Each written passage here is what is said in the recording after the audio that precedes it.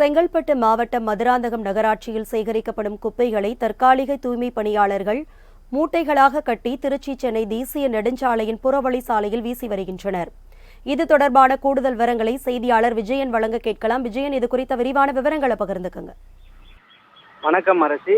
மதுராந்தகம் நகராட்சியில் சேகரிக்கப்படும் குப்பை கிடங்களுக்கு கொண்டு சென்று மக்கும் குப்பை, மக்கா குப்பை என அவற்றை தரம் பிரித்து குப்பைகளை கொட்டப்படுவது வழக்கம். அந்த வகையில் மதுராந்தகம் நகராட்சியில் கடந்த சில தினங்களாக சேகரிக்கப்படும் குப்பைகளை மூட்டைகளாக கட்டி டிராக்டர்களில் எடுத்து சென்று திருச்சியில் இருந்து சென்னை செல்லும் தேசிய நெடுஞ்சாலையான புறவழி சாலை ஓரமாக டிராக்டரை நிறுத்திவிட்டு குப்பை மூட்டைகளை தூக்கி எறிகின்றனர்.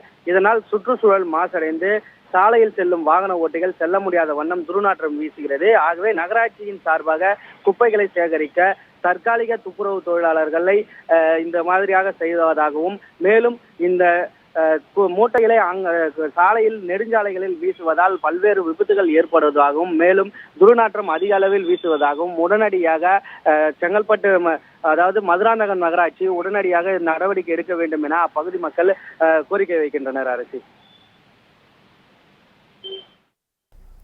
விஜயன், உங்களுடைய விவரங்களுக்கு நன்றி.